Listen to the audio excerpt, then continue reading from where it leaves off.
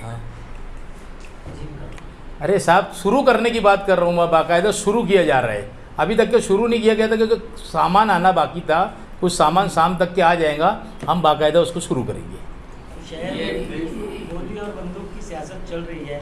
आमदार साहब ने भी एक मीटिंग में बोला मेरे पास भी बंदूक है, मेरा निशाना बहुत अच्छा है। तो क्या शहर में अब ऐसी सियासत चल रही है? देखो असल में क्या है, ये जिसकी जहनियत की बात है, हम लोगों के पास तो कोई आता तो हम भैया दादा बोलकर उसका काम करके देते, और हम काम करने के लिए हमारी नीति सिर्फ वो काम करने की है। एजाज बेग सुबह 10 साढ़े 10 बजे काम जब नींद से उठता है तो रात को 2 बजे तक के काम करता। मेरा मसला है काम करने का। बंदूक की सियासत करने वालों को मुबारक हो, किसी ने चलवा दी गोली, किसको लग गई गोली, और किसको चलवाना है वो चलवा देगा। बहरहाल हमारे बस की बात नहीं है। हम लोगों को फूल देंगे, गुलाब का, मोहब्बत का, प्यार भरा पैगाम देंगे शहर के लोगों को। नफ़रत की सियासत हम नहीं करेंगे, मोहब्बत की सियासत करेंगे और शहर की काम देंगे इंशाअल्लाह ताला।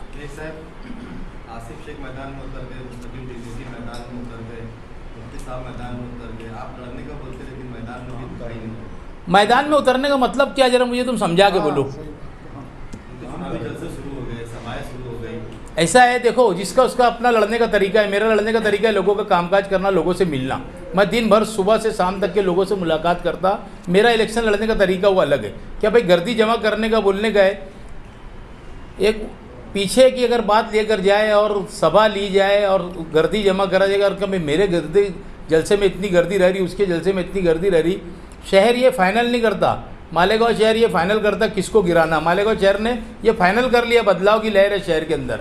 मालेगांव शहर ने फाइनल कर लिया किसको गिराना है और किसको जिताना है। तो हमको जलसा जुलूस जब वक्त तो आएगा, हमारा वक्त तो हमके हिसाब से हम टाइमिंग के ऊपर जलसा जुलूस लेंगे। हमारा टिकट जिस दिन फाइनल हो जाएगा, पार्टी हमको ग्रीन सिग्नल दे देंगी कि एकदम आपका फाइनल, तो हम उस दिन से सभाएं लेना शुरू करेंगे। और मैं तो लोगों के पास जाता हूँ, मैं सुबह से उठ के काम करता। मेरा मसला है लोगों से काम करूँगा, लोगों से मिलूंगा, वही लोग वोट देने वाले जिनको मैं मिलूंगा काम करेंगे। तो मैं लोगों से मिलता जुलता हूँ और मिल रहा जुल रहा हूँ। तो इस इलेक्शन में गाँव ने क्या फैसला किया, किसको गिराना है? शहर ने बदलाव की लहर है शहर के अंदर। आप जाओ और पूछो लोगों से, शहर बदलाव चाहता। क्योंकि देखो ये बंदूक की सियासत जो आई ना, ये अच्छे लोग इसको पसंद नहीं कर रहे। अगर शहर पसंद करता तो ये चीज़ के अंदर आवाज़ उठती, पूरे शहर से अच्छे अच्छे लोगों की आवाज़ उठ रही। यानी यहाँ तक कि अगर मुफ्ती साहब में बोले तो उनके उलमाए करामी बोल रहे कि ये गलत बात है, इनको इनके मुँह से अच्छी जेब नहीं देती। उनको लोग एक MLA की हैसियत से कम देखते, आलम दीन की हैसियत से ज़्यादा देखते लोग। और उनके मुझ से अगर ऐसी बात करना कि मेरे पास बंदूक है, मेरे पास निशाना है, अरे भाई बंदूक है तो पूरे शहर को मार डालो और तुम ही राज करने बैठ जाओ, शहर को मार दो ना। अगर समाजवादी पार्टी को मिलेगा तो कांग्रेस का स्टैंड क्या होगा? महाविकास अघाड़ी का टिकट किसी को भी मिले, महाविकास अघाड़ी का टिकट के हम साथ में रहेंगे, साथ में मिलजुल के काम करेंगे एकदम। बिल्कुल कोई भी उसके अंदर ये नहीं आएगा। उसके अंदर समाजवादी को भी टिकट मिल जाएंगे तो हम साथ में रहेंगे। अभी इंसाफ यात्रा समाजवादी की तरफ से निकाली गई, आसिफ शेख रशीद की तरफ से हो गई। ये लोग सब सौदेला सलूक जो हो रहा, दादा भुस्से को जिम्मेदार उसका मान रहे। लेकिन लोग ये भी इल्ज़ाम लगा रहे कि भाई कुछ लीडर जो है वो दादा भुस्से के खिलाफ में बोल नहीं रहे, उन्होंने ऐसा किया। क्या ज़रूर भाई, मैं एक बात बोलता, तुमको मालेगांव शहर के लोगों ने चुन के दिया, तुमको आउटर के लोगों ने चुन कर नहीं दिया। तुम बार बार दादा भुस्से को तुम निशाना बना रहे। तुमको दादा भुस्से से क्या तकलीफ है, तुम उसको पर्सनल जाके बोलो। ये शहर ने तुमको काम करने का वास्ते चुन के दिया था, ये शहर ने तुमको काम करने का वास्ते चुन के दिया। तुमको दादा भुस्से की मुखालफत करने, बंटू काका की मुखालफत करने, अद्वै हीरे की मुखालफत करने के वास्ते नहीं दिए चुन के तुम्हारे को। तुमने क्या किया, शहर तुमको ये पूछने वाला है। तुमको ये नहीं पूछेगा तुमने दादा भुस्से की मुखालफत की है कि नहीं, एजाज बेग की मुखालफत की है कि नहीं। तुमको शहर ये नहीं पूछेगा। शहर के रोड रास्ते इतने ख़राब है, उसके बारे में शहर पूछेगा कौन इसका जिम्मेदार है। शहर के अंदर ऐसी कोई कॉलेजेस नहीं है जहाँ हमारी बेटियाँ पढ़कर निकले। शहर के अंदर ऐसा कोई दवाखाना नहीं है कि जहाँ पर कोई एक मरीज़ अगर दवाखाने में एडमिट हो जाए तो उसका पूरा इलाज करके निकले। शहर ये पूछने वाला है, ये नहीं पूछेगा तुमने दादा की भुस्से की मुखालफत की है कि नहीं की। अगर तुमको काम लेना है तो वो एज द पालक मंत्री वो काम करने के, अगर तुमको नहीं करे तो तुम्हारा हक है, तुम जाके बोलो। मैंने उससे फंड लिया हूँ, मैंने उससे निधि लिया, मैंने उससे काम किया। बुनकर भवन का फंड DPDC से, नियोजन समिति से उस आदमी ने मुझे दिया। खुशामदपुरे के अंदर 1 करोड़ रुपए का रोड दिया। अभी आज का टेंडर निकला, उसके अंदर भी मेरे 2 रोड डाल के दिए उन्होंने। तो मैं काम करने का मुझे काम लगता, मैं जाके काम करवा लेता। मुझे ये नहीं पूछेंगे तूने क्या दादा भुस्से की मुखालफत किया कि नहीं किया। शहर मेरे से ये नहीं पूछेंगे। जोर भाई, जो लोग मुखालफत कर रहे हैं उनको क्या बोलेंगे फिर? नहीं नहीं, उनका मसला है कि वो क्या मुखालफत। देखो जहनीत का हिसाब है यहाँ पर। कुछ लोगों की जहनीत अगर गलत रहेंगी तो गलत जहनीत के का कुछ लोग चाहते हैं कि भाई हिंदू मुसलमान में तफरका फैलाओ, सियासत के अंदर तफरका फैलाओ। अभी क्या नहीं चल रहा क्या? दोनों लोगों को मैं बोलता, हाजी और माजी के आमदार तफरका फैला के लोग शहर के अंदर वोट मांग रहे हैं। दोनों को मैं बोल रहा हूँ स्टेज से, यानी यहाँ से बोल रहा हूँ कि दोनों लीडरान के लोग शहर के अंदर जाके दुआई दे रहे हैं बिरादरी की, और ये बिरादरीवाद शहर के अंदर खत्म हो चुका, बिरादरीवाद चलेगा नहीं। एक को नहीं बोल रहा हूँ मैं, दोनों के बारे में बोल रहा हूँ ये बात। कि अवाम में इस तरीके की बातें भी है दादा भूसे को लेकर के, महिला बाल रोकाले उस तरफ चले गया, बैंक उस तरफ चले गई, सारी सुविधा उस तरफ चले जा रही है। शहर के सभी लीडर उस पर खामोश है और सब लोगों ने उनसे निधि और फंड ले लेकर खामोश हो गए, चुप हो गए। देखो एक बात सुनो, ये जो यहाँ का नुमाइंदा है ये उसकी जिम्मेदारी है कि क्या रखना और क्या नहीं रखना, क्यों जा रही है। इसने बास परस करने का काम ये है। जो सिविल हॉस्पिटल यहाँ से बच्चों का जो दवाखाना यहाँ से चले गया, जो सड़ाना नाके सड़ाना हॉस्पिटल जो अपना पुराना था यहाँ से लेके चले गए। आपको मालूम है ये पैसा सामान्य रोगनालय के अंदर ये पैसा आया था, और सामान्य रोगनालय के अंदर पैसा आने के बाद ये हॉस्पिटल यहाँ पर बनना था, मगर उन्होंने ये पैसा यहाँ से ट्रांसफ़र कर दिया। यहाँ के आज के एमएलए मुफ्ती मोहम्मद इस्माइल साहब ने ये बयान दिया था कि मैं हाई कोर्ट के अंदर जाऊँगा। आज तक के कोई हाई कोर्ट के अंदर गए नहीं, इतना बड़ा मिसाल है। तो ये नुमाइंदगी का असर है। ये शहर के अंदर नुमाइंदे का काम है कि तुमने क्यों लेकर गए और तुमने भिजाने वाले क्यों। अगर एक पिटीशन फाइल करते कोर्ट के अंदर तो ये काम यहीं पर होता, और यहाँ पर ऐसा है कि दोनों संगम था। यहाँ सबको, वो उधर के भी इलाके के लोगों को नज़दीक पड़ता, इधर के भी इलाके के लोगों को नज़दीक पड़ता। बाकी इन्होंने सिर्फ बयानबाजी किया कि मैं हाई कोर्ट जाऊँगा, इसके बाद उन्होंने कुछ नहीं किया। मंत्री साहब ने जिम्मेदार है ना, नहीं, नुमाइंदा जिम्मेदार है। अगर मेरी एक मिनट सुनो, मेरी जिम्मेदारी ये है, हर आदमी, अगर आप भी एमएलए है, मैं भी एमएलए हूँ, तो आप चाहेंगे मेरी कॉन्स्टिट्यूंसी में कितना काम हो जाए, मैं चाहूँगा मेरी कॉन्स्टिट्यूंसी में कितना काम है। तो यहाँ के नुमाइंदे का काम था कि मैं यहाँ से इसको जाने नहीं दूंगा, और मैं यहाँ से तुम्हारे को हरा, जबकि यहाँ का पैसा आया था ना, पैसा उसका जिम्मेदार दादा भूसे ने, इसका जिम्मेदार यहाँ का नुमाइंदा। अगर ये चाहता तो नहीं होता, कमजोरी है इसकी। ऐसा पालक मंत्री दादा भूसे ने मानेगा मतलब कि जनता ज्यादा नाइंसाफी नहीं की है। दादा भूसे को एजाज बेग की क्लीन चिट ऐसा बोल सकते हैं? नहीं, मेरे को क्लीन चिट का सवाल नहीं आया। मैं मेरे को जाने वाला ले जा रहा, रोकने वाला नहीं रोक पाया तो वो जिम्मेदार को मैं क्या बोल रहा। तुमने अगर उसको एक पिटीशन फाइल किया जाता, खलील भाई अगर तुम्हारी रिकाबी से मैं छीनूंगा ना खाना, तो तुम बोलेंगे यार मेरा पेट नहीं भर रहा और तुम क्यों छीन रहे। उनका काम था क्या यार मेरे कॉन्स्टिट्यूंसी का तुम कैसे लेके जाएंगे। जिम्मेदारी एज द मुफ्ती इस्माइल, उन्होंने बयान दिया था कि मैं कोर्ट जाऊंगा, तो कोर्ट गए क्या वो? मंत्री साहब इधर मालेगांव शहर में कुछ करोड़ों का काम रोड देकर जैसे बड़े बड़े काम उस तरफ ले जा रहे हैं। रमजानपुरे में भी एक हॉस्पिटल रमजानपुरे में मंजूर हुआ था, उसको भी वो नदी के उस पार लेकर चले गए। तो इसमें क्या वो करोड़ों का फंड इधर दे के और बड़े बड़े इधर काम लेकर चले जा रहे थे, इसमें दादा भूसे क्या? इसके अंदर नुमाइंदे ने बैठ कर, देखो मैं एक बात बोलता, नुमाइंदगी करने की अगर जिम्मेदारी और समझ इसके अंदर रहे तो एज द नुमाइंदा पालक मंत्री बोले तो पालक मंत्री तो पूरे ज़िले का पालक मंत्री होता।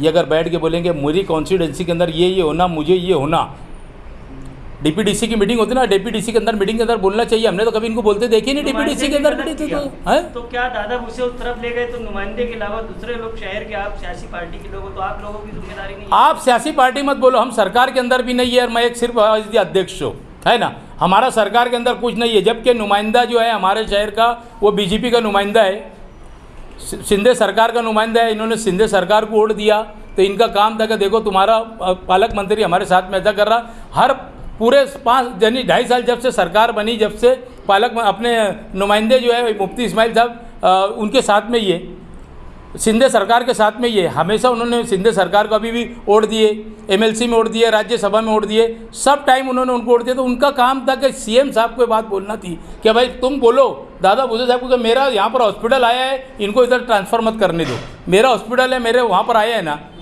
अगर इनसे नहीं भी इतना बोल सकते थे तो इन्होंने कम से कम एक पिटीशन फाइल करना था कोर्ट के अंदर। हम देखो कैसे क्या करते हैं, वापस आ जाते हैं। असम्बली चुनाव एकदम करीब आ चुका है और आला सतह बड़े लीडरान टिकट फाइनल कर देते हैं और कान में बोल देते हैं कि भाई तुझे लड़ना है, तू तैयारी से लगता है। ऐसी कोई बात हुई है? हो गई। देखो एक बात सुनो, ये बात तो नाना पटोले ने मुझे पहले दिन से बोली कि तुझे लड़ना रहेगा तो तेरी तैयारी कर, समझे क्या। ये पहली से मेरी बात है। नाना पटोले साहब आज अध्यक्ष है और कांग्रेस पार्टी है, जबकि आपको खुद मालूम है कि आप कांग्रेस पार्टी की आप बाद में पत्रकार एक अच्छे से वर्कर थे कांग्रेस के। आपको मालूम है कांग्रेस पार्टी के अंदर जब तक के पूरा उनका बैठ के मीटिंग नहीं होती, चर्चा नहीं होता, और जब तक के लिस्ट जारी नहीं होती, जब तक के आदमी फाइनल समझता नहीं। अगर वो कितना भी कान में बोले क्या मैदान में बोले, जिस दिन लिस्ट जारी हो जाएंगी उस दिन मैं समझ लूँगा कि ये मेरा टिकट फाइनल और मुझे लड़ना रहेगा। इंटरव्यू हो गया अभी आपका, जो लेने वाले हैं नहीं, अभी इंटरव्यू है ना हमारा। अभी इंटरव्यू के अंदर बोला उनको, अभी इनको जिम्मेदारी दी है, अपने कुणाल पाटिल को जिम्मेदारी दी है। असल में उनके वालिद का इंतकाल हो गया, वो सबका पूरे महाराष्ट्र के अंदर सबको अलग अलग जिम्मेदारी दी गई है, और मालेगांव की जो जिम्मेदारी कुणाल पाटिल को दी गई है। एक सर बुहारी-गढ़ को लेकर बहुत हंगामा चला था मालेगांव शहर में। हाँ। सब लोग आवाज़ उठाए, आप भी उठाए, मुफ्ती साहब ने विरोध किया, काम करने नहीं दूंगा। आज मैंने आज भी बोला कि मैं काम नहीं करने दूंगा। मेरे वार्ड के अंदर वो बोल रहे थे काम करने, तो मैंने अभी भी आपको बोल रहा कि मैं आज़ाद नगर एरिया के अंदर, समझे क्या, और मैं पूरे शहर के लोगों को यही बोल रहा और अभी भी बोल रहा कि बुहारी गटर का काम करने उड़ने मत दो। वो अपने मकसद की गटर है ही नहीं, तो क्या हो गया। मेरे को आज मेरे वार्ड के अंदर सीमेंट रोड का काम चालू करने का था, तो उसने बोला बोले यार वो ऐसा था बोल रहा, बोले वो करवा लो बुहारी गटर का। मैं बोला मैंने नहीं बोल दिया, मैं नहीं करूँगा, ज़्यादा होशियारी करो मत तुम। अच्छा, वो खिचड़ी वैसे ही आ रही है अभी? नहीं आ रही, खिचड़ी में बदलाव हुआ है, और आप तो प्रेस के सामने नहीं बोल सकता। बहरहाल कोई भी टाइम हम लोग रेड करने वाले प्रशासक को लेकर, कुछ नासिक के अधिकारी लोगों से भी हमारी बात चल रही है, समझे क्या। खिचड़ी के अंदर कुछ ना कुछ तो बदलाव हुआ है, समझे क्या। दाल चावल है कि उसल भी आने लगी है बच्चों को। अच्छा, थोड़ा बोलते रहेंगे तो बदलाव चलते रहेगा। तो हम लोग रेड करने वाले बाकायदा तुम लोग को भी बुलाएंगे ना, पत्रकार लोग को ले जाके रेड करेंगे। नहीं, हमने पूछा था आपको कि आप बहुत सारे सवाल एक साथ उठा रहे हैं, खिचड़ी, अंडरग्राउंड गटर, सारा हॉस्पिटल, कचरे का टेंडर, सारे लोगों पे, सारे मुद्दों पे काम कैसे कर पाएंगे? कर रहे हैं ना हम लोग काम। कचरे का टेंडर दे दिया गया, कुनार कंपनी की एक गाड़ी मालेगांव में नहीं दिख रही, महानगर पालिका की सारी गाड़ियां कुनार कंपनी को दे दी गई, जबकि एग्रीमेंट क्या है? आपको मालूम है कि नहीं है कि हमने जाकर वापस लेटर दिया उसको, आयुक्त साहब को, निखिल पवार, हम लोगों ने साथ में जाकर। हाँ, वो अगर उसने दे भी दिया, हम लोगों को अगर पिटीशन भी फाइल करना पड़े तो हम लोग पिटीशन उसके लिए तैयारी कर रहे हैं, हम पिटीशन फाइल करेंगे। और उसके ऊपर मैं कचरे के बारे में तुमको बोला कि उन्होंने पूरी कारपोरेशन की गाड़ी ले ली और कारपोरेशन को भाड़ा दे रहे, म्हणजे खुद का घर और खुद के भाड़ा देने के मतलब क्या है। हम मैंने कमिश्नर को हमने लेटर दिया, निखिल पवार वगैरह हम सब गए थे। हम कचरे के ऊपर आखिरी दम तक के लड़ते रहेंगे, क्योंकि सामने वाली पार्टी भी कोर्ट के अंदर है, और जो ब्लैक लिस्ट किए थे हमने उसके पेपर भी लाकर आयुक्त साहब को दिए। यानी हम खामोश नहीं बैठे, हम लोगों ने दे दिए, बाकायदा मोमेंडम दिए, उसके अंदर लेटर लगाया गया। जो तीसरी कंपनी थी R&D, उसका जो है वो उसके अंदर था ब्लैक लिस्ट, था, हमने ब्लैक लिस्टों का वहाँ से ला के लेटर के साथ में लगा के दिए। तो आयुक्त साहब उसके अंदर घुमा फिरा के बात करते कि यार वो तो वहाँ के लिए है, यहाँ के लिए है, वो नहीं करना है उनको, तो वो ऐसे ही करेंगे, क्योंकि उसके ऊपर जो है सियासी लोग उसके अंदर पार्टनर है, इसके लिए ज़्यादा दबाव के अंदर वो आदमी सुनता नहीं। आप कोर्ट जाने वाले? कोर्ट हर हाल में जाएंगे हम लोग। तुम भी कोर्ट जाने की बात कर रहे हैं? हाँ ना, मैं बोल रहा हूँ ना, आप कोर्ट जाएंगे उसके ऊपर। मुफ्ती साहब भी किए थे जाने का। नहीं, वो बात किए थे, मैं बोल दिया कि हम जाएंगे। निखिल पवार उसके पेपर जमा कर रहा है, हम ही मालेगांव कर वो जाने वाले, उसको हमने जो पेपर थे हमने साथ में दिए। इसके लिए मैं उसकी बात कर रहा हूँ कि वो अभी हमारी पार्टी से उन्होंने भी टिकट मांगा आउटर के अंदर, वो कहीं ना कहीं मेरे राब्ते में है। इसके लिए मैंने उनको बोला कि तुमको जो मेरी मदद लगेगी मैं करूँगा, और पेपर भी मैंने ही नासिक से ला कर दिया R&D कंपनी का।